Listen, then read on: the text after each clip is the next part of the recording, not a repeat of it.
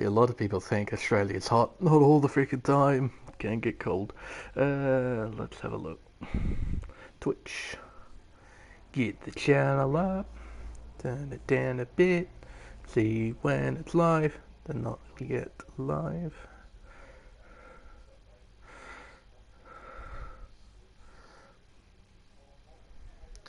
There it is there. So fantastic. The stream's up, the chat's up, and I can hear myself, which is also a good thing. Hello and welcome, ladies and gentlemen, to round 10 of the AM1 Championship here on Contest of Speed. It is clear skies as well for qualifying, at least, here at round 10. It's the Azerbaijan Grand Prix here at Baku City Circuit. It's a 6 kilometer or 3.7 mile 20-turn racetrack. It's a high-speed circuit, which is quite unorthodox for a street circuit. Typically, they're quite low speed, quite technical, like Monaco, like Singapore. But this one, no, it's very, very high speed. The third sector that consists of turn 16 through 20 is almost completely flat out after turn 16. And from turn 16 all the way up to turn 1, that is 2.2 kilometers, absolutely flat out. And it's twice as long as Shanghai's back straight, just to give you an idea of how long and how fast this section is. But it's not just about the big numbers here. We've got the narrowest part of any racetrack on the calendar at the castle section that form turns 8, 9, 10 and turn 11. Now through there it is only 7.6 meters wide from one side of the racetrack to the other, which is about roughly 3 Formula 1 cars wide, though certainly you can't even go too wide through there. It's that treacherous. So there are plenty of parts of this racetrack the drivers have to look out for, particularly that castle section. It's very easy to damage a front wing through there. Rest of the racetrack though, probably the critical corners are turns 1 and 2. It's very critical that you get a good exit out of those respectively, so then you can maximize the straight line speed down some of the incredibly long straights. Another one that I rate quite highly is here turn 12. You need to maximize the exit here because the following two turns are completely flat out. And also turn 15. Now turn 15 is quite unique because some drivers like to imitate a touring car and absolutely yeet it over the curb, like Bersey perfectly demonstrates there. It is faster, but you run the risk of losing control and crashing into a barrier. It does happen from time to time. But for the entirety of the racetrack, you're surrounded by walls, so one mistake, it can cost you dearly. The only part you aren't surrounded by walls, as Bersey just went through, turn 16. You've got plenty of runoff there, not that you need to use it. But we'll actually go on board with Bersey. We'll give you just a brief guided tour of the racetrack. Heading into turn 1, heavy braking zone down to 4th gear. Car just sort of half rotated at the apex. It wasn't completely under control there, but he's still on the black stuff. He's still running good. Out of turn 2, down the long back straightaway with DRS wide open into top gear over 300 kilometers an hour, over 320 into the braking zone into turn 3. Third gear, missed the apex slightly, but that's okay, it's just a warm-up lap. Into turn 4, second gear, a bit more locking up, but gets a fairly nice exit. Up through the gears towards turns 5 and 6, a sort of slow left-right chicane section, takes that rather nicely. Then heading towards turn 7, a heavy braking zone, a corner that you have to cut quite a bit. Doesn't cut too much there, you can afford to cut more. Into the castle section, turn 8, then immediately following turns 9 and 10 as Possession leaves the session, turn 11, turn 12. Then up the hill around the old city of Baku, into turn 13, then 14, and into 15 where drivers like to mimic a touring car. As you can see there, Bersey yeeting over the curb quite nicely. Into turn 16, this is the end of the second sector. Now into the flat-out third sector. Turn 17, then into 18 and 19, a very fast, tricky left-right section, particularly in the wet, as R-Bar sets the benchmark time at 38.4. Fenrique beats it at 38 flat. What does Bersey do? He's coming up to the line. It's a 1 minute 39 flat, so he's just a second off the pace, which is very, very respectable indeed. Out jumps up to the top of the table with a 1 minute 37.7 38.80. Nicholas, a new driver, if I'm not mistaken, Alpha Nicholas, jumps up to P2 with a 1 minute 38.066, beating Fenrique by only 9 thousandths of a second. Now, I just want to take a brief pause out of qualifying for a moment to talk about the championship, because it's a pretty big deal at the moment, because we're coming towards the end of the championship, the climax of this season, and it's a pretty close fight at the top. Though, after Barcelona, there has been some development.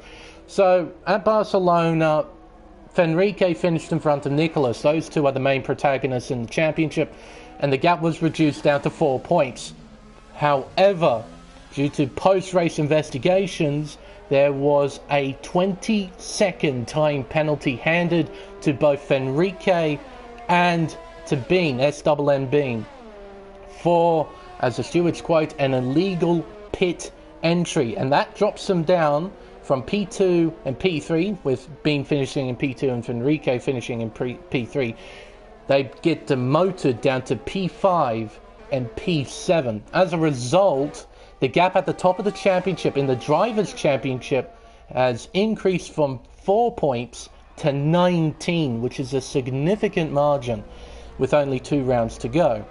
As a result, if Nicholas outscores Fenrique by 8 points, it's a guaranteed championship. With only 7 points, there is a mathematical chance for Fenrique to tie the championship heading into Mexico City. But I still believe Nicholas will win that purely because of countback. But for absolute certainty, if Nicholas outscores Fenrique by 8 points, he becomes Drivers' Champion. And a similar story goes in the Constructors' Championship as well. Red Bull Racing are leading with 248 points. Ooh, as JD demonstrates why the castle section is very demanding. You cannot afford to make a mistake. Being showing how to do it. So yes, Red Bull, 248 points. Mercedes are on 213. The gap is 35 points. So it's still a possibility for Mercedes to take the team's championship, but both drivers need solid results, and I think at least one of the Red Bulls needs a shocking race, either here at Azerbaijan or in Mexico City. So it's going to be close in both championships. They both can be decided here. They both can go to the final round in Mexico. Another little bit of development as well was involving a driver, JCK. I believe he drove the Ferrari at Barcelona. He was given a qualifying ban for accumulating too many penalty points, but he's not here, I believe, for this race at Baku, so we might see him in Mexico. So if we do, we'll have to see him start from the back of the field with a qualifying ban. But I think I've gotten all of the championship drama and information out of the way. I have a piece of paper and a pen right in front of me. I'm going to try and stay on top of this as much as I can when it comes to the championship, because it very much can be decided today. Of course, if we have any post-race investigations, that may change. So even if unofficially Nicholas can secure the championship, there is a chance stewards might intervene and it might change the entire complexion of the championship, just like what happened at Barcelona. So, with just under 10 minutes left in the session, Alpa's still at the top of the table. He's got PLL Toad, who I believe is a new driver, unless that's Amram with a new name. I do believe that's a new driver. Those are the only two inside the 37s as of right now. Arbar on the flying lap. Current personal best at 38.455. Currently 1.5 tenths behind championship leader COS Nicholas, who is coming towards turn 3. So we'll go with Arbar for the moment. He is up by just under a tenth of a second. See how much more time he can find. Round turn 7, second gear, gently on the throttle. He has a bit of traffic coming up through the castle section. Hopefully they won't interfere. JDTV is one of them. The Williams gets out of the way. Very well done there. Up the hill, round the old city. Absolutely flat out, heading towards the braking zone. Cuts it. Oh, car was a little bit out of control at the exit. But he keeps it out of the concrete barriers, up by a little under 0.2 of a second. Now it's all about not making mistakes in this final sector. Flat out through the S's, into turn 20. And it's a dash to the finish line. DRS open. And into the pits comes Arba, who's actually going to pull out of the lap. Now the way he took pit entry suggests to me that you're not allowed to butcher pit entry. You can't cut the white line, which you can do. According to the game, you won't get penalised for cutting the white line. As Nicholas jumps up to the top of the table with a 1:37.637, beating Alp's time by a little under 1.5 of a second. Andy is pulling out of a lap, I believe. Alp crosses the line. My goodness gracious me! A 37.1. Okay then. As Bodhot has crashed out at turn 15, at the exit of 15, you can see the maroon coloured dot sitting there, stationary. See if we can't go on board with Andy. It must be. Nah, he disappeared. That's a shame. We couldn't see the stricken racing point Alfa Romeo anywhere. Bodhot has just messaged me something. Another day, another questionable Alpha retirement. Oh no. He'd be starting from plum last, I would think. Fenrique, the other championship protagonist, currently P6. 38 flat is his current best time. If he improves by 300ths, he can overtake Andy. Down the hill towards the end of the second sector, that's Nicholas, I believe. Alpha Nicholas? It is. And Fenrique has invalidated. How on earth did you do that? Must have run wide, I guess, at turn 16. I hazard a guess that's what he's done. I'm guessing he'll peel into the pits. In he comes. So does Nicholas, so both Brazilians in.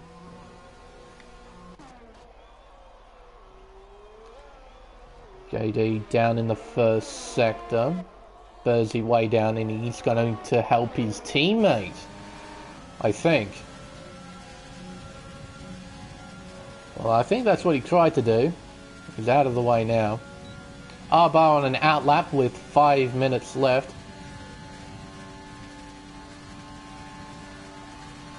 Into turn 1, slams down to third gear, takes the apex nicely. Now Arba is mathematically in contention. He is sitting on 99 points. He's 22 behind Fenrique, 41 behind Nick. Effectively, he needs both Nick and Fenrique to have a horrible race and for Arba to have a really solid one, ideally a win, in order to drag himself back into contention. Sector 1, wow, up by a bit under 0.4 of a second. So with that sort of time, it's looking like a 38 flat, but he needs to do the rest of the lap pretty well. Exiting 7 towards the castle section. Up the hill. Second gear. Keeps her in second and invalidates. Oh, that is costly. That is very, very costly. Just asking too much of the racetrack, I guess. Looks like he's going to push on. Let's see what Sector 2 says. Up by less than 0.6. This was going to be a really solid lap from Arba. That is quite unfortunate. Bean on a set of mediums, what? Since when does being qualify on mediums? As Wingit has been disqualified, he's gone straight on. He's done a Lord Mahavir, it would seem. Oh, well, the AI is certainly doing a good job of getting out of there. That is 100% Mahavir right there. Oh, that's brilliant. Mahavir with a hint of Austin Powers, magnificent. Seems that we... Oh, as Possession! He'd be yelling at himself, I am stupid! I am stupid! It's not an accurate representation because he's in a racing point, but he'd still be saying, I am stupid. Why did I do that? Turned in a little too early and into the outside wall he went. Ooh, be careful, you can't drive anywhere near as hard with a broken front wing. Well, like, broken, it's completely missing front wing. Ah, dear oh dear. Seem we have another fill-in driver as well. Ricciardo, I think is how I'm supposed to pronounce that. Ricciardo, I think. Sounds right. If I'm wrong, don't berate me. I'm Australian, so I suck at pronouncing things. Well, that's the excuse I use anyway. He's currently sitting in 14th place, qualifying on a set of mediums. Fenrique up by 1/10.5 in the first sector. Coming towards turn 7. Slams down on the brakes. Comes around turn 7. Now towards the castle section. We saw Passassin make a mistake through here. Fenrique does no such thing. Up the hill towards 13 and 14.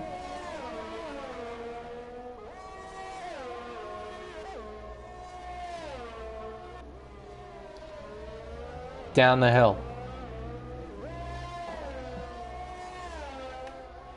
Sector 2 says little under 3/10. Little under. Oh, and this is big brain. This is big brain Mercedes right here. They are so good at this.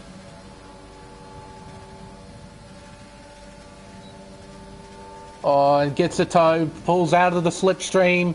What's the time? It's a 37.5. It's a Mercedes 1-2. As Alp sets off on his final flying lap. Assassin said I suck. No, you don't. No, you don't. You won at Barcelona. You don't suck. Been on an outlap. Been on an outlap. Why are you on an outlap this late? That's him there, just in front of Fenrique. I've no idea why he's on an outlap this late. Anyway.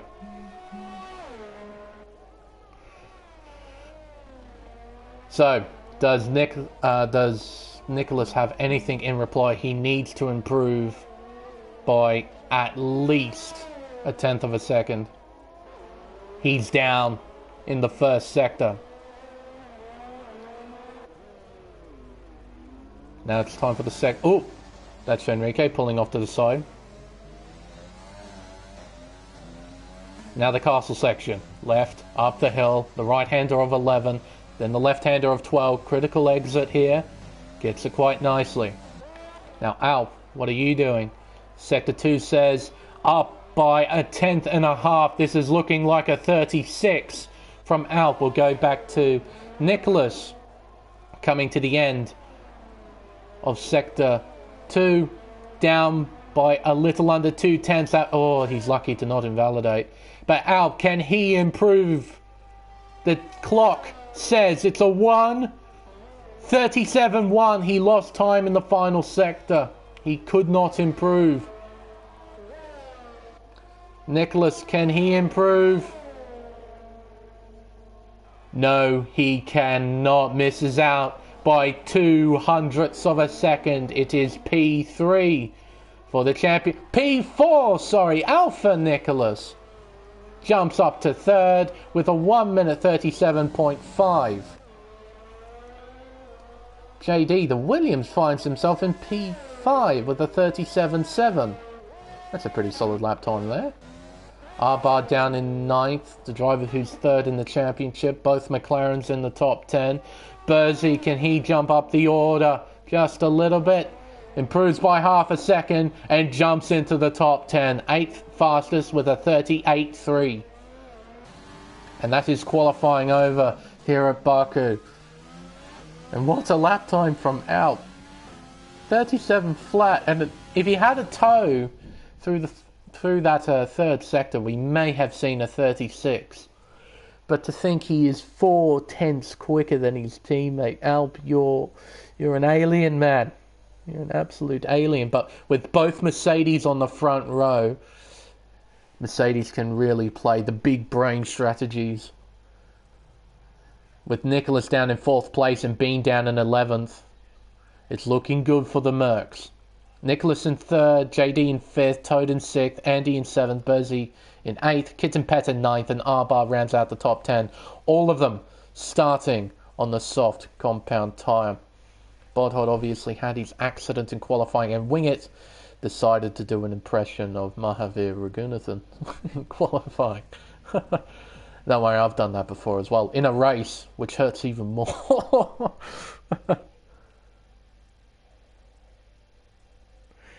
Even on a video game, a Mercedes 1-2. Get a break. Well, in fairness, in absolute fairness in this championship, it hasn't been a Mercedes 1-2 too often. Typically, we see a Red Bull and even a Renault, like Arbar, toss it up with the top blokes. And a McLaren every so often as well. So even though they 1-2 in qualifying, may not be the case in the race. But it looks like clear skies. I don't think we'll have any sort of wet weather to deal with. We'll cross our fingers, though, for the drivers to pray that there isn't going to be any sort of wet weather, because this track up there with Monaco and Singapore is horrible in wet conditions, because this track is difficult enough in the dry, trying to avoid all the walls. In the wet, it just becomes that much more difficult. But there's no clouds. There's no clouds, and hopefully Codemasters won't just decide, you know what, we'll just have some wet weather right at the end of the race, because why not? But we'll go through the order. We know the top 10. We went through that at the end of qualifying, and all of them are starting on the soft compound tyre. Outside of it, though, let's see what the drivers have done. Ooh, okay, so it's a fair mix of tyre compounds. Bean is starting P11 on a set of mediums. Alongside him is Ricky Chadno. Again, I'm sorry if I'm pronouncing that wrong. P12 on a set of hards. Behind him, Lopez on a set of hards as well. The Stone Towel in 14th place on a set of mediums. Passassin in 15th on a set of hards. Lunacy in 16th on a set of mediums. Same with Bodhod in P17, and Wingett at the back of the field deciding to start on the hard compound as well. So it's an even split for the cars outside the top 10. 4 on the mediums, 4 on the hards. It'll be interesting to see how it plays out for them, because starting on the hard compound means that if you make a mistake early on, you have no tyre to fall back on if you need to replace a wing or if there's an early safety car. So you do run a bit of a risk, but it's a gamble that drivers are willing to take. The medium compound tyre gives you a bit of flexibility. It lasts a hell of a lot longer than the soft compound. But also, if you get damage or if there is that early safety car, you can pit onto the hard tyre and go to the end. So those hard runners are taking a risk, but to them it's a risk worth taking. And of course, every driver inside the 10 starting on the softs. It'll be very interesting to see how this all pans out.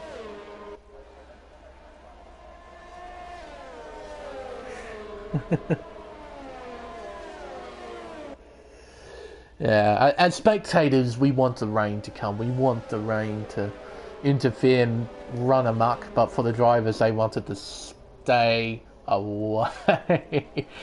Oh, definitely around here, or out of all places. Being such a high speed track as well means that you're running fairly low wings, so when the rain does come, you don't have the aerodynamic grip to try and help you out in the corners. still have all that straight line speed.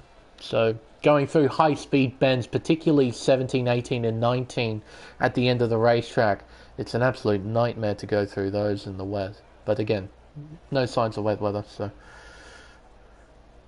But everyone's lined up on the grid, ready to race here at Baku. There is a car missing. That is a Ferrari. That is PLR Toad. He is stuck. This Ferrari is stuck and it's not moving anywhere. I was wondering why.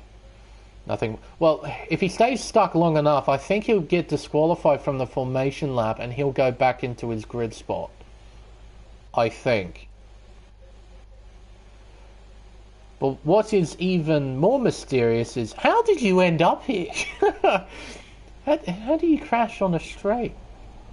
Well, I must say, he's doing a tremendous bit of advertising for Rolex. A reset to track. Car's stuck in neutral and he isn't able to move. How fascinating. I have never seen this before.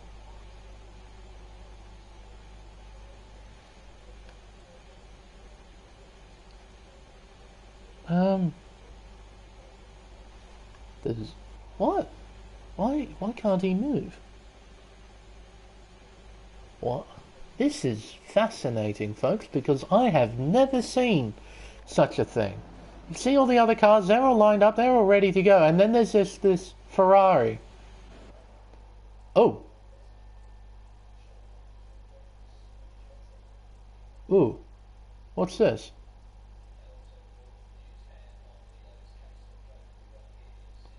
What was this? Ooh. Is this another formation lap? No, I think it's lights out. What? What? Whoa, whoa, whoa, whoa, whoa! What is happening here? What? I think we're going. This isn't a formation lap. People are racing. What? Excuse me? This is the most amazing start I have ever seen to a Grand Prix ever, and we have a safety car. What? What just happened? What? Okay, Cody's. Sure, why not? Why not? So, Toad was stuck.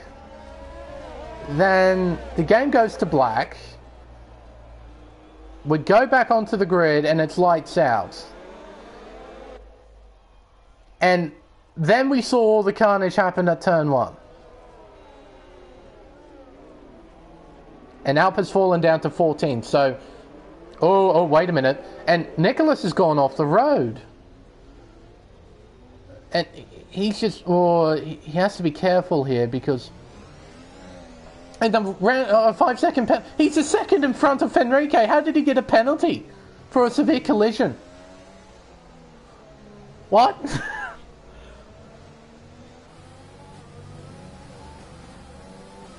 So, I was going to say, because Alp was down in 14th after the start, Enrique's lost his backup. But then, Nicholas goes off the road.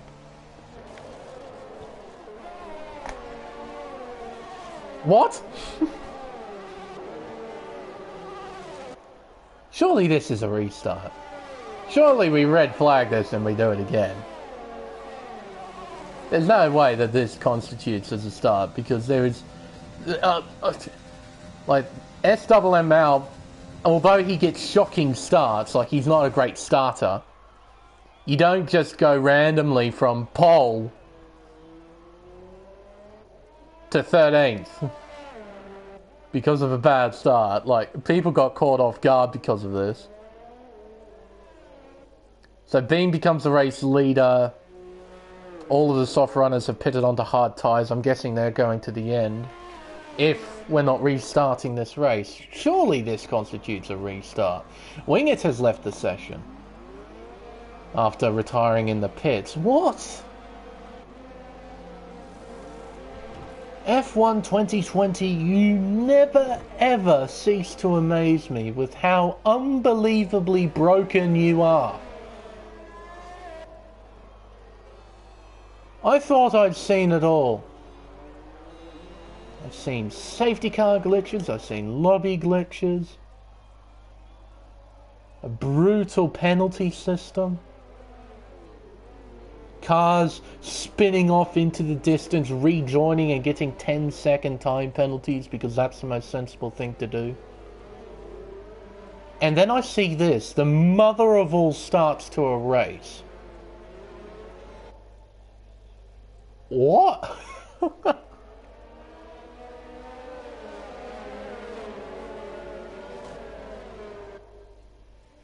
Oh, okay. Well, this is one of the most fascinating things I have seen. And boy, doesn't this give you a whole heap of confidence for F1 2021. That is fascinating. So let's go through the series of events, shall we, seeing as we're stuck under safety car. We complete a formation lap, a completely harmless formation lap. And then I go to an outboard shot, looking at the grid, and there's a car missing. There's like this slot, sitting about in the third row, just missing. And then I look on the mini-map and there's a red dot. It's PLR Toad, stuck in the wall, giving Rolex a massive bit of advertising there. Then it reset to track and he was still stuck. And then I think the game disqualifies him from the formation lap, sort of. And it goes into a loading screen. And as soon as we exit the loading screen, we were lights out and racing. And a whole heap of drivers got caught off guard because of that. Probably most particularly Alp, because he had a shocking start. And then we had the car crash at turn 1, which even under normal conditions usually happens because turn 1 comes up rather quickly and the field is still fairly well bunched up, and we got drivers trying to make up some positions early on. And then we notice that Alp drops all the way down to 14th, and then after the first sector we see Nicholas parked off in the runoff area at the exit of turn 7. As a result, he dropped down outside the top 10. He is now currently in 12th on a set of mediums. Oh, and in the middle of that, we had a safety car come out. And at the end of the first lap, Wingett elects to retire from the race in the pit lane. I think I covered just about everything. How fascinating.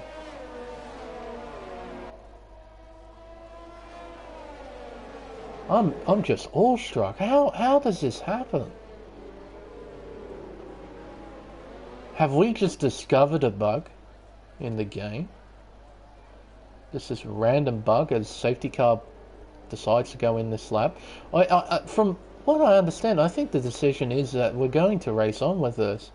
And this may have massive championship implications. We got the guy who's second in the championship, 19 points behind in P6. The guy who's leading is in 12th. As of right now, Nicholas isn't scoring anything, and he's on mediums. I think he needs to make another stop. I believe all the hard runners are going to try and go to the end. Maybe they get lucky as well, and a safety car comes out and they can pit for mediums to go to the end. Ricciardo and Nicholas are overtaking each other. Don't do that, folks. Don't do that.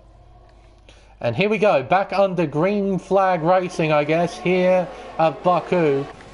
And oh, hang on. It's 3 wide heading into 1. Oh, and Bodhod spins out and into the wall. Oh, that was never going to work, that 3 wide moment. And you can see Bodhod definitely came out third best in that. Oh, dear. Kittenpetter overtakes JD, and Fenrique is now into 4th place after the restart. Through turn 3, heading towards 4. We got Bean leading the way with a tremendous margin. Andy in 2nd, Lunacy on the hards he started on in 3rd. Bersey in 5th place. He's got Alpha Nicholas right in behind, and we have a Sector 2 yellow flag. Passassin and Toda going through side by side, and that is Bodhod who has caused that yellow flag. Down in 16th place now. Oh dear. And he's got a damaged front wing as well. Oh dear, oh dear. Look at Bean pulling away. 2.6 seconds now. Andy, he has made a small margin over Lunacy. He's got the Brazilian Fenrique on the back of him. Nicholas just in behind Bersey. That is the battle for 5th as Bodhod has crashed out at turn 13. You wonder whether or not Ericsson has hit him or not. No safety car deployed. Bersey loses a couple of positions. Sorry, just one position. Deary me. Not a couple, just one. So Bersey down to 6th, Nicholas into 5th. Fenrique down the inside, into 3rd. Lunacy says, hang on a minute. Oh wait, no, I'll just sit in behind the slipstream now. It looked like he was going to try and counter-attack there, having the inside line. He elected to not go for it. Back on board with Bersey, just briefly. See all the cars following through. Line astern. Ricciardo. That's going to take me a while to get that into my head. Battling. Cutting his way through the field. Currently in 8th place on mediums. Nicholas back into the top 10 in 9th.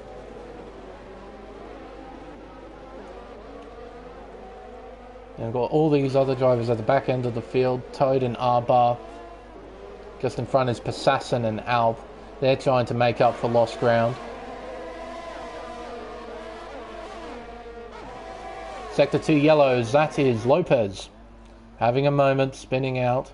Down in 15th at the moment. They're being commanding now with a 4-second margin over Andy, who in turn has a 2.7-second margin over Fenrique. So the top 3 fairly spread out. Then we got this happening behind.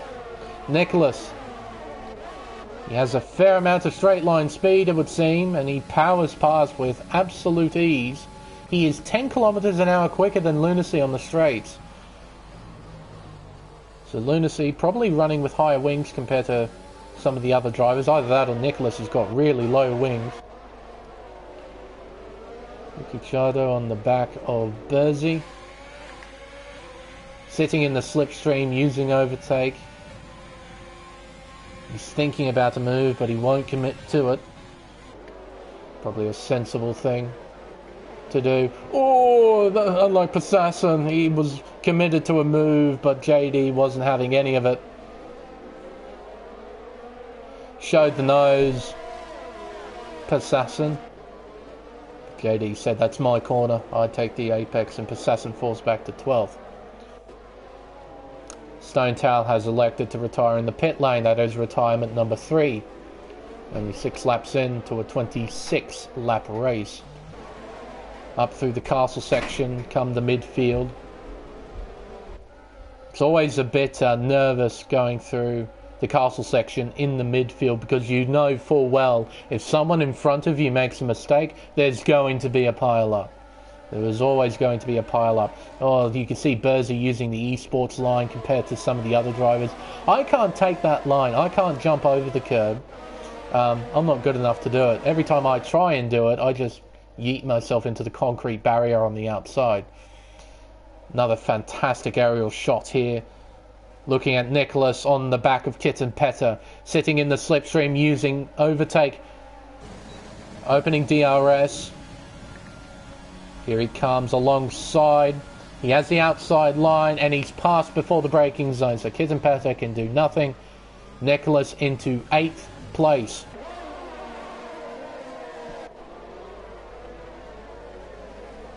Exiting turn 2.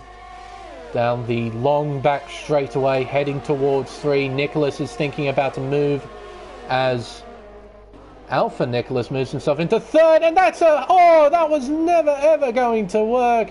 And there goes Burzy spinning off into the runoff area. He comes back on very quickly though. You see Nicholas, he was sort of half committed. He had a nose down the inside, but I would say that Burzy had the more dominant position into the corner. I think it might have been more sensible from Nicholas to pull out. Just be a bit more patient and wait until the opportunity, a bit more of an easier opportunity comes to try and overtake. But now Burzy down in 14th, and I'm not sure, does Nicholas have damage from that? Let's have a look. That's not a great camera shot to see. He does have a revving glitch, which is great, but it looks like his front wing is intact. He can thank his lucky stars for that.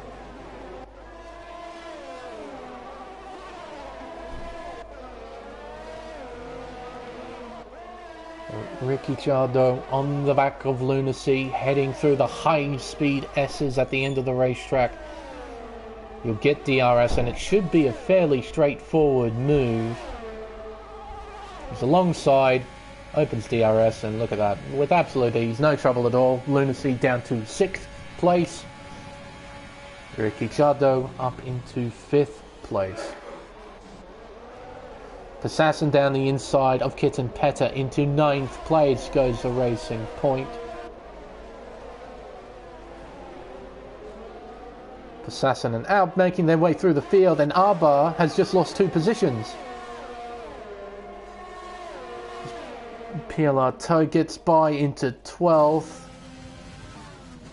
Arbar with no DRS, he is unable to counter-attack. But both Renaults now outside of the top 10, with one of them in the pits, exiting rather, with a new front wing. Got a long race still ahead of us, so Burzy will fight on, perhaps pray for a safety car at some stage. Passassin on the back of Alp. We have Sector 2 yellows, and there's Nicholas in the wall. Thank goodness we're ghosting. If not, that could have been quite nasty. But Nicholas has fallen away outside of the top 3. Now down to 13th place, it would seem. Just behind Arbar. No damage though for the Racing Point. Oh, and a spin! That's Toad, who resets to track. That is without a doubt going to be looked at post-race. It's a fairly well-known rule in any league. I think all leagues follow the same rule to never, ever, ever reset the circuit. Now JD, he's going to be under attack here. Nicholas is coming. The straight line speed of the Racing Point is evident. They are 3 wide through 1, and Nicholas forces JD wide into turn 2, and Nicholas into 10th place. Arbar tries to follow the Brazilian. They are side by side, JD and Arbar. Arbar has DRS, so he can counter-attack, and he's got better straight line speed than the Renault, but the Renault's not giving up. Arbar goes deep and pulls it off. That's a pretty solid overtake there from Arbar. Not mucking around, these blokes. They are fighting hard, and Toad is in the pits, exiting rather.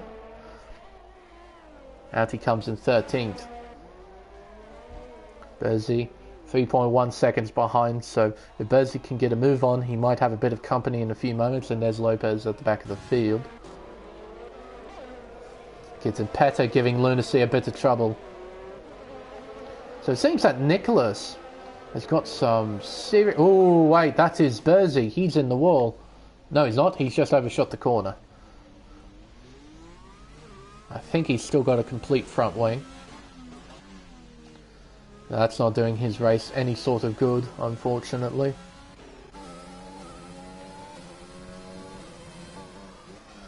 JD still on the back of Arbar, so we might see these two scrap in a few moments' time.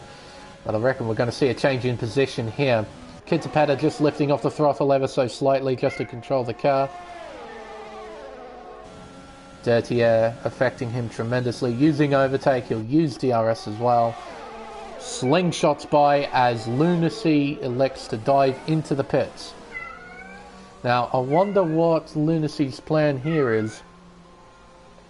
Obviously these hard tyres aren't doing him any sort of good.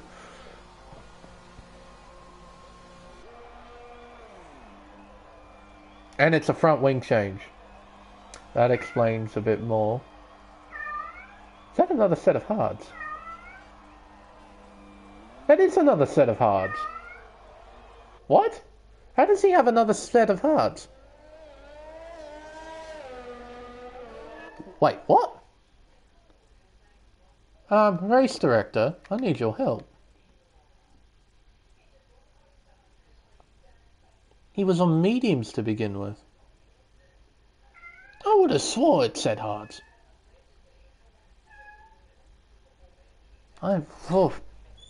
Anyway, I swear that graphic said mediums. Oh, I must have been seeing things, surely.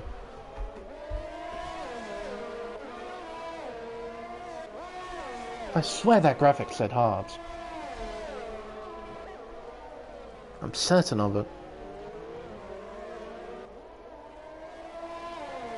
Anyway, Nicholas just in behind. Now, considering the sheer speed that Nicholas has at the moment, he should get by Kitapeta relatively easily.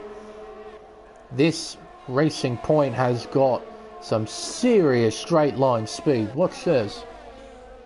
Watch that speedo climb up and over 330 kilometers an hour compared to the puny 317 that Kitapeta has. 13 kilometer an hour difference, that's a lot. Alp with new medium compound tyres on the car. I hazard a guess he was going to try and go to the end of the race on these. Now, was this a planned stop or did he have wing damage? Let's have a gander, let's have a look. No, this was a planned stop from mediums onto another set of mediums, and away he goes. Still a long race to go though. Passassin giving Nicholas a bit of a hurry up.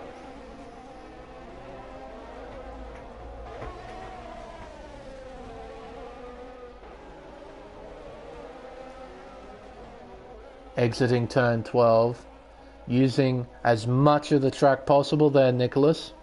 Getting close to getting a warning. Lovely aerial shot. You can see the old city of Baku. The further out it goes, see how more modern it becomes.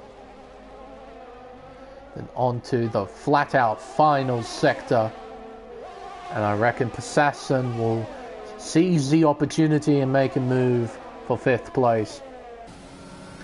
Exiting the final turn, turn 20. It's a long run to turn 1. Pulls alongside the championship leader. Ricky Chado sets a new fastest lap. He's battling Fenrique, so both of the championship protagonists having a scrap for position.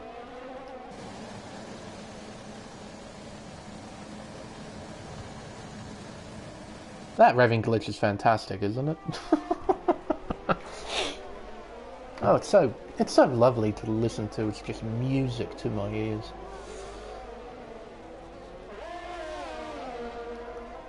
Yes, so the battle for 3rd place. Fenrique trying to hold on desperately. He's got 2 cars behind him, keeping Nicholas at bay. As Toad goes into the pits. Looks like a fresh set of mediums for the Ferrari. Revving glitch. Fantastic. Now the field is really starting to spread out. This is the closest battle on track between any 2 drivers. Now these medium compound tyres are actually doing one hell of a job.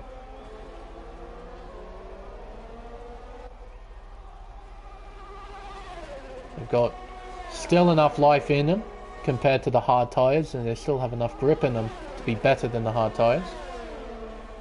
Here he comes, sitting in the slipstream. No overtake left, he spent all of it. Opens DRS though. He closes in and closes in and closes in. Does he go for a move? Looks to the inside. They are side by side through one. They give each other the space. Fenrique was sideways at the exit there, but a great bit of car control to keep it out of the barriers. Exiting 2, DRS open again. Towed a 3-second time penalty. Now Ricciardo, he doesn't go for a move here at turn 2. There's Andy just in front, the McLaren. 1.8 seconds ahead. Then it's a long, long way up the road and you find Bean leading the way. Stay on board. Oh, that's lunacy into the pits. Must have wing damage. Oh, there we go. He's retired from the session. He's had enough. That's retirement number 4. Through the castle section. Fenrique pulls away a little bit through the second sector. Oh, and hello, Assassin. How are you? I just noticed that gap. So now we have a 4-way fight for third. Oh, grand. That's fantastic. Oh, right up against the wall. You can see some drivers not preferring to use the quote-unquote esports line where you absolutely yeet it over the turn 15 curb. But Assassin, he's got some legs on that racing point, and here he comes. I reckon he's going to go for a move. He has ERS to back him up too. Which way? Left or right? It's the right-hand side, looking around a long way. As Assassin proceeds to set fastest lap, but Ricciardo fights. Oh. He keeps it there. They are still side by side. Ricciardo, he has to pull out of it. He made a little bit of a mistake at the exit of turn 2. Cost him a little bit of time, and Assassin gets through into 4th. Nicholas into the pits onto a fresh set of medium compound tyres. He's just behind Alp in 11th.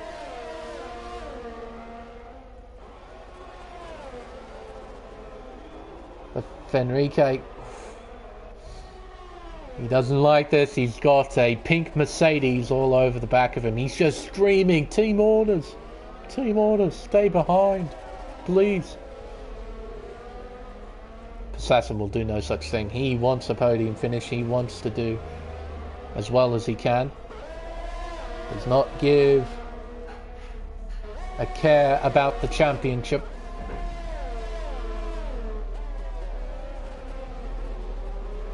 Down the hill towards the end of the second sector. And he's actually losing a little bit of time to Fenrique. Kind of surprising, really, considering Fenrique has got a racing point all over the back of him. So perhaps Andy might be struggling on those hard compound tyres, just can't quite extract as much pace as he would like out of the tyre. And into the pits goes Assassin. Takes the pit entry really nicely there. He actually nailed that. That was actually kind of neat to watch. I'm guessing it's another set of mediums for the racing point. Yep, they are definitely mediums. And away he goes. Back out into the fast lane. Coming to the awkward pit entry where you turn off the limiter just before the apex. So if you're not careful on the throttle, you just get this burst of acceleration. The car can get a bit sideways. Particularly because of the lack of temperature in the tyres as well. Just have absolutely no grip for about half a lap.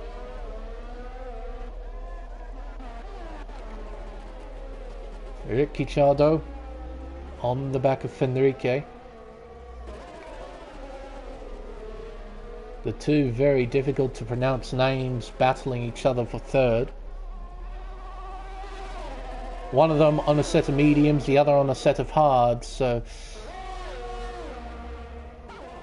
the Haas has to do another pit stop. And we've seen the other medium runners make stops, and we've seen where they've come out.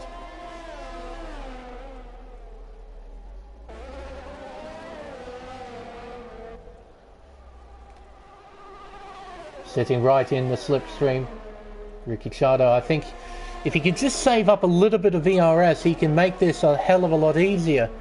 As Bean goes in. Race leader in the pits. Now he'll be going on to a set of hards.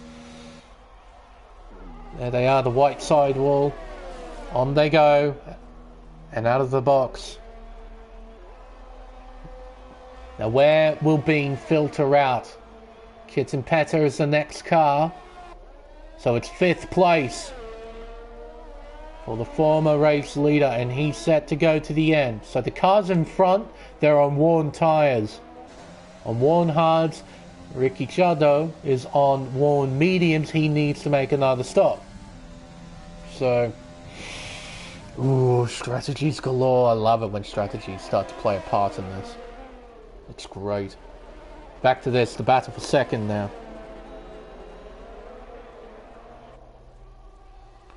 Coming towards turn 7.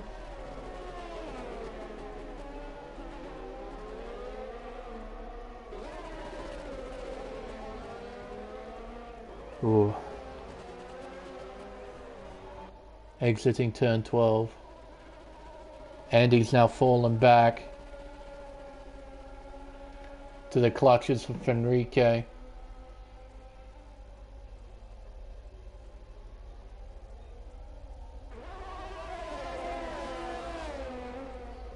Through the left-hand, Lunacy has left the session.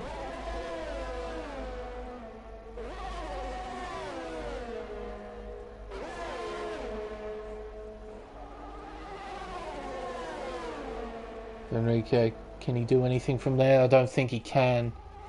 I don't think the Haas can do anything either. No ERS to play with. So these three really close together. They're going to start to really scrap this out. Heading towards turn 2. Oh, the Hasso looks so good through the corners, but there's no ERS to play with.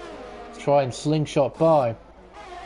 Passassin and Alp just exchanged position there. They're just in behind Arba. Heading towards turn 3. Passassin looks a long way. Arba fights it though. Shows the nose. No one goes into the wall. Just a really nice exchange between those two. And now Alp has the task of getting by the Renault. It's going to be difficult through here. There's not many overtaking opportunities. He's not close enough to do the big send here at turn 7. So he has to stick in behind the Renault through the castle section. Now Passassin is giving Kitten Petter a bit of trouble. That is for P6. In fact, he's gotten past already. Passassin on a charge.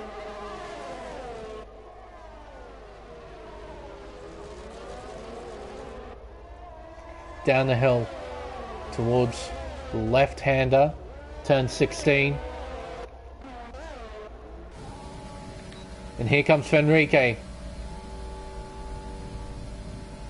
Through he goes. Into the race lead. The man who is second in the championship.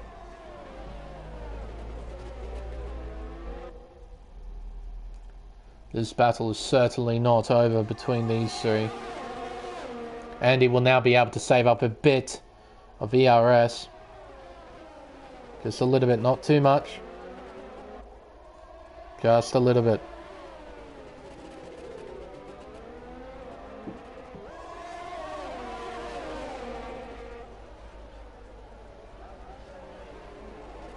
Through the second sector, heading towards turn 7 and the castle section. Drivers won't be able to do too much through here. You can see Fenrique's got a fair amount of ERS, but Andy's got plenty of it in his back pocket. Finally, Ricciardo just saving enough. He's got 30-odd%. Gives him some wiggle room. Try and make some moves.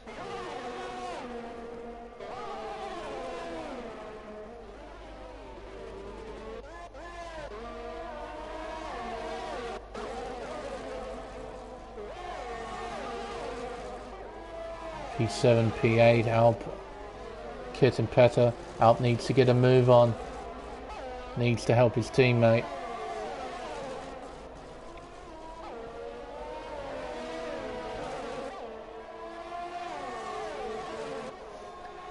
Now he'll try and do it here. He'll get DRS, sit in the slipstream. Slingshot bite should be fairly straightforward. Nicholas into the pits off these hard compound tyres. He's in. Set of softs go onto the car. Away he goes. Down in 10th place, he won't drop any further down the order, and he comes out.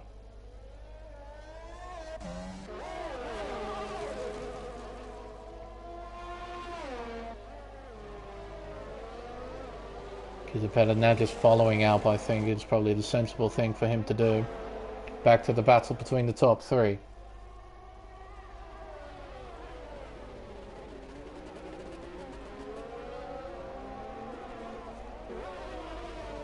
Through the castle section, following each other line astern.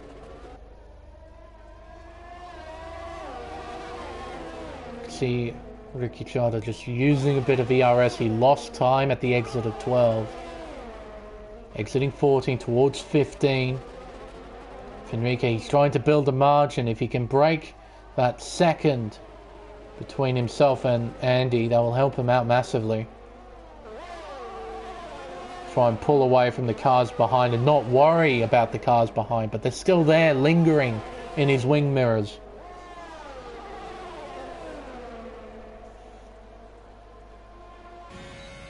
DRS open.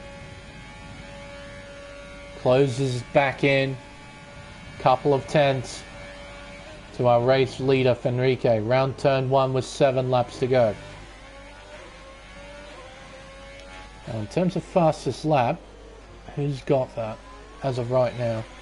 Passassin. So neither of the championship protagonists have a fastest lap point next to their name. Right now, Fenrique leading, Nicholas in 9th. Fenrique scoring 25, Nicholas only scoring 2. That is a massive swing in Fenrique's favour. Massive swing in Fenrique's favour.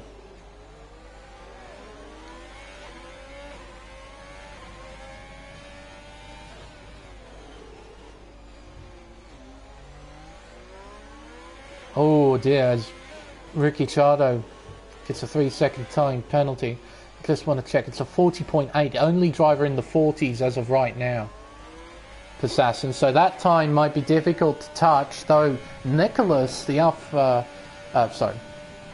Racing Point driver on fresh softs, might be able to challenge that. Oh, hang on a minute, that is Nicholas! He's got damage in the castle section! He's got a missing front wing! It's gone! It is completely gone off the car with only 7 laps to go. The championship leader has got damage. He's in 10th. He has to get that replaced, which will mean he will go outside the top 10. He will fall down to at least 11th, maybe even 12th. He might fall behind Berzi as Fenrique pits for soft tyres. Was this a sensible call from Fenrique? He's just pitted for softs and he's come out P8, maybe even P9.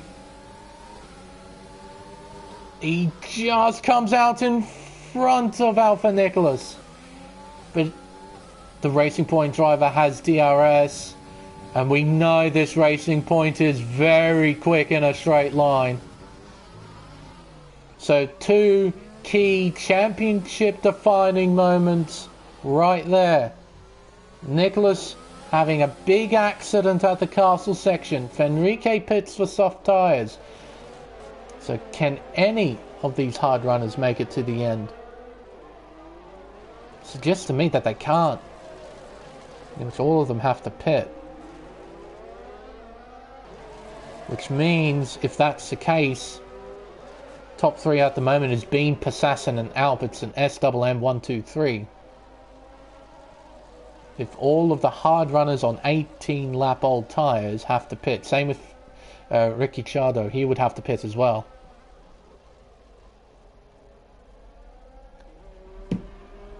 I thought we were going to see drama, not of this magnitude though.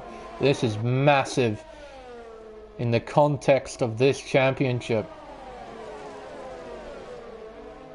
Absolutely massive. And into the pits goes the Haas. Pulls the pin. In he comes. It's going to be soft compound tyres now. He will come out well behind Fenrique as he moves into 6th place, overtaking Kittenpetter. On those old hard tyres, he's going to be vulnerable. Oh, this is massive. Oh, fantastic. Nicholas looking around the long way of Kittenpetter. Into P7 goes Alpha Nicholas. Just in behind Fenrique. Now they have to get by Arba. This isn't going to be easy. Fenrique shows the nose. Going down the inside into turn 5. They are side by side. Still side by side through 6. But the extra grip on Fenrique's car catapults him into 5th place. Nicholas follows suit. Now Alp, he's got 4 seconds gap between himself and his teammate. How much will he back off here? Because surely Alp will be thinking about the championship, the drivers and the constructors championship. Ideally, they would like to come out on top in both.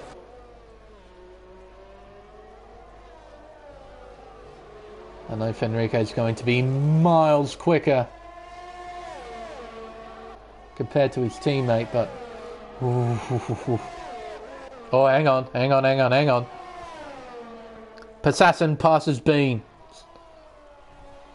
Into 2nd place goes Passassin, and the gap between 1st and 2nd place, 2.5 seconds.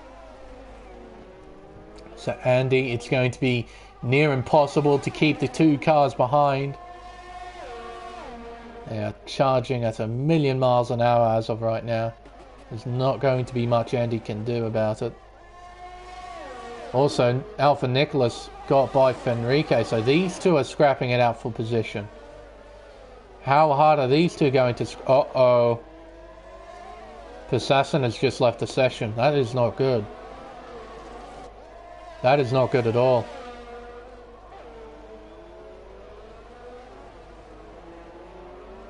That is really not good for Passassin. This is great news for Red Bull though, because Bean just overtook him with ease. Now it's going to be pushing. As Bursey has retired from the session in the pit lane, there will be no points for himself. As Passassin has rejoined the session. Well, Passassin would be thankful for the fact he's only lost 1 place, but he's now a tremendous 2 seconds behind Bean. That's a lot of work he has to put in to try and catch up. And that gap is still increasing because he's not back in the car yet. We'll know when he's back in the car when the interval disappears right on cue. So he's back in the car, he's back racing. And when they cross the line, the intervals will come back. You can have a look at the gaps. 2.5 between P1 and 2. 2.2 between P2 and 3. 2 seconds between P3 and 4.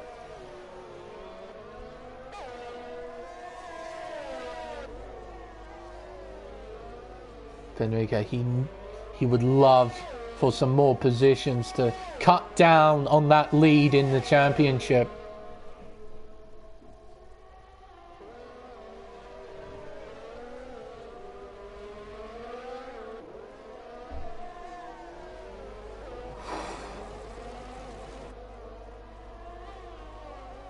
We also got Ricciardo. I'll keep tabs on him. How quick will these soft runners be compared to the medium runners here at the end of the race? How much time can they gain? Still a lot to think about.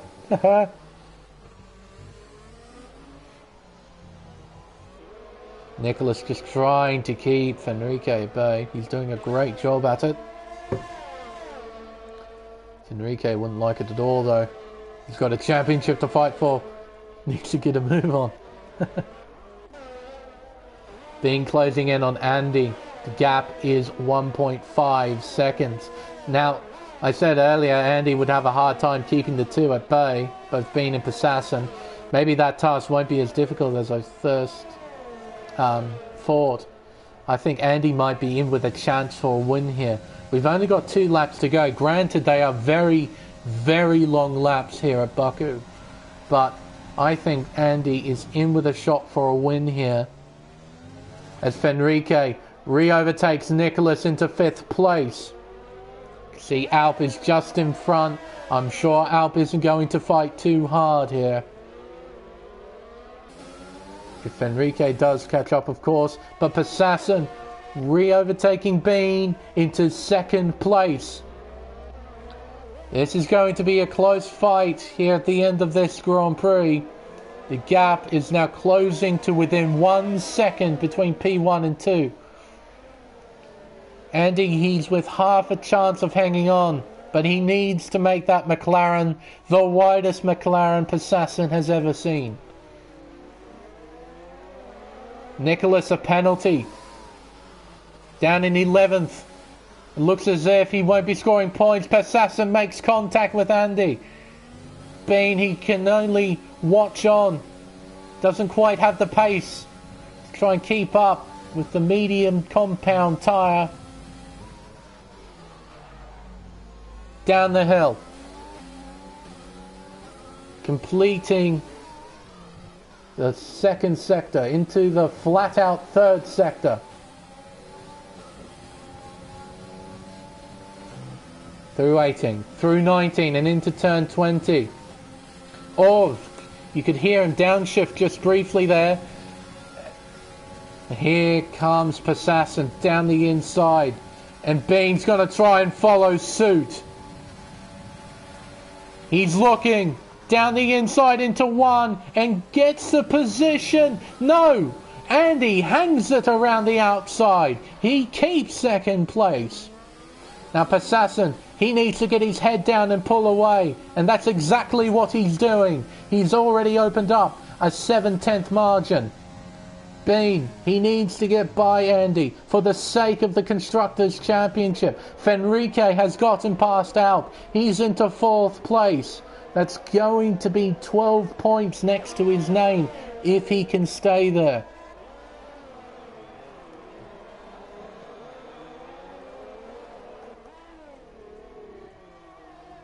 Andy. Now 1.3 seconds behind the race leader. I think Passassin will hang on to this. But can Andy hang on to 2nd? Alp is under a lot of pressure here from Nicholas. There might be a scrap on for 5th place at the line. We may see a drag race for certain positions. Bean needs to nail this. He needs to now turn 15 and 16. Gets through 15 very well. This is the final critical corner on the racetrack. The gap is 4/10. He's got ERS to play with. So does Andy. They're going to dump all of it on this straightaway. Out in front is Passassin. He's going to be unchallenged for the win. But who is going to take 2nd place? Bean is sitting in the slipstream and pulls alongside. Passassin takes the checkered flag. It's Bean in 2nd. Wait, there's a glitch.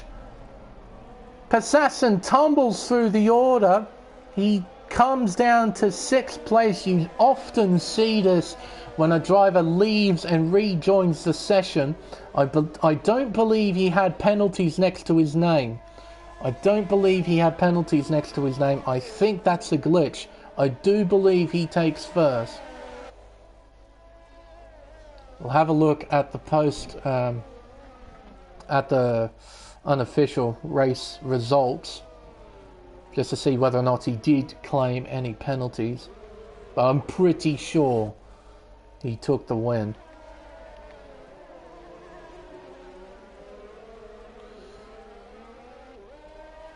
Yeah, because he lagged out. I thought it was. Ah, there we go. So I do believe Persasson takes the win. Bean's second. Andy is in third, which is a pretty solid effort on those hard tyres to hang on as long as he did. So Fenrique would finish fourth. That is 12 points next to his name. 12. Nicholas scores nada. Nothing. Oh boy, has this race changed the complexion of the championship.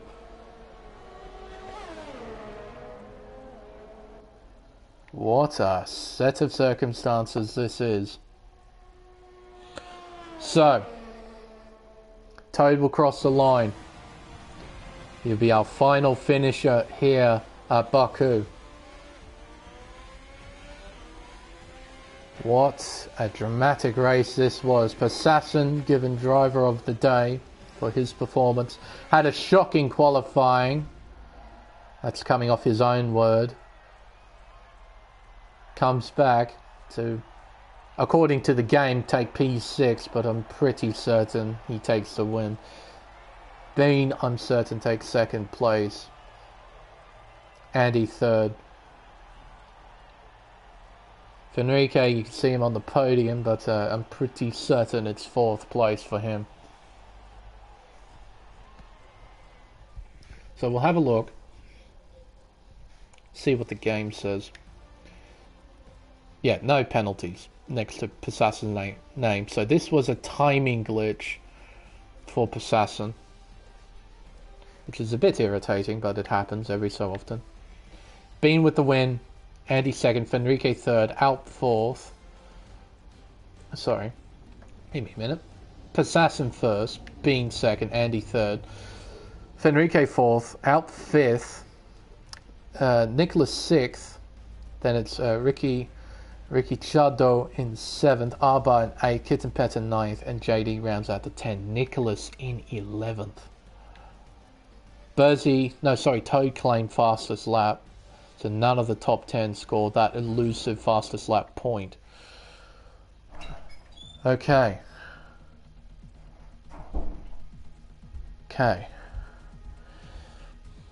What an interesting race this was. Very, very interesting.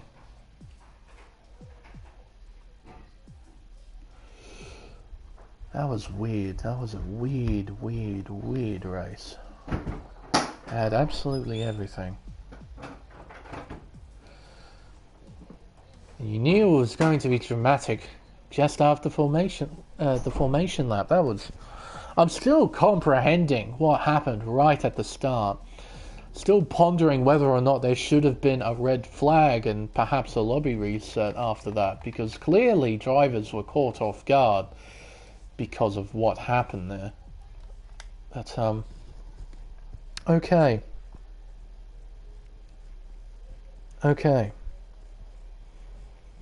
That was interesting.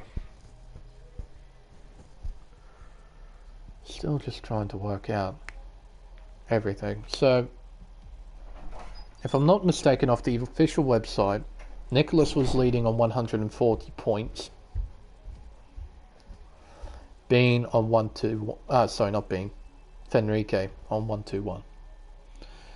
Next score's nada. So he stays on 140. Fenrique, with a 4th place finish, gets 12.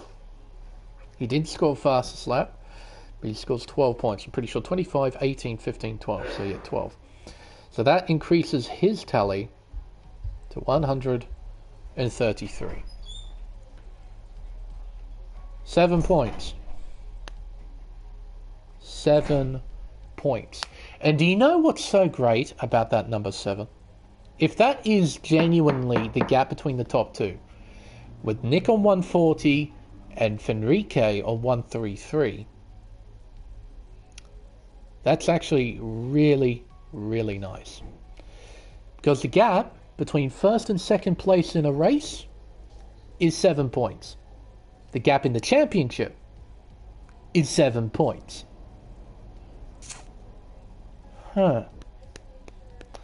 It just might be a winner-takes-all scenario heading into next week. Just might be. Of course, we will have stewards' interventions. There was a lot of drama in this race. I'm sure there'll be some upset drivers after what happened at Baku. That tends to happen at Baku. In any race, it's never straightforward here.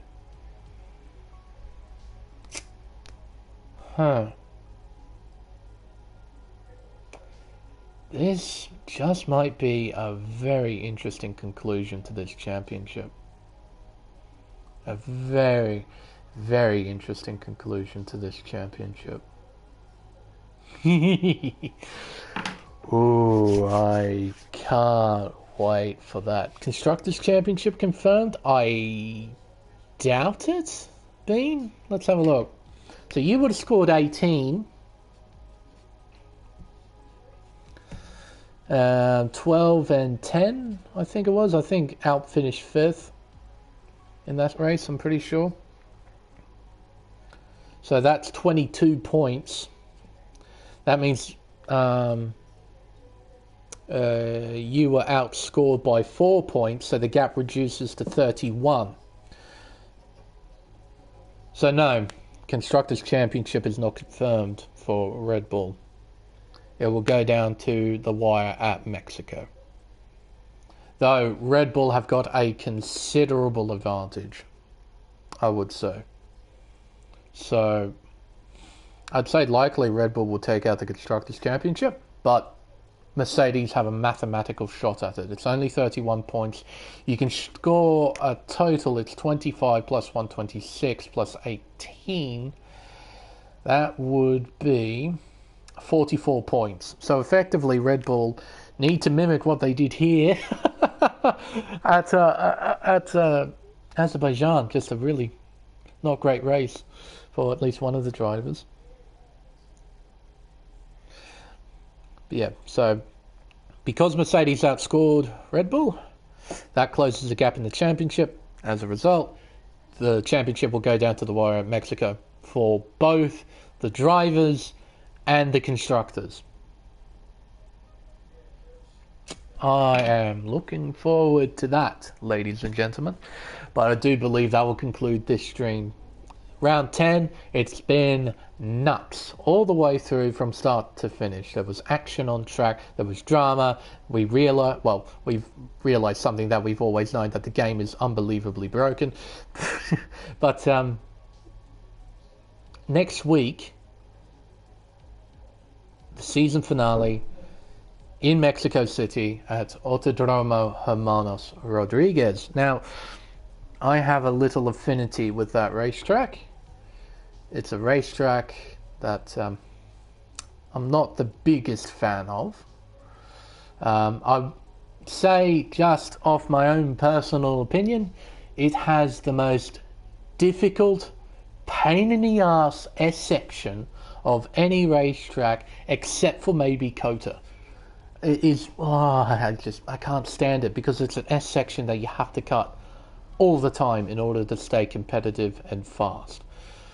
And I'll also talk a little bit about the arena section and my opinions of that, because I kind of feel like it's a sort of missed opportunity with that arena section. But we'll get to that next week. But yeah, thank you everyone so much for watching. This was a lot of fun this week. But yeah, I think that will conclude everything.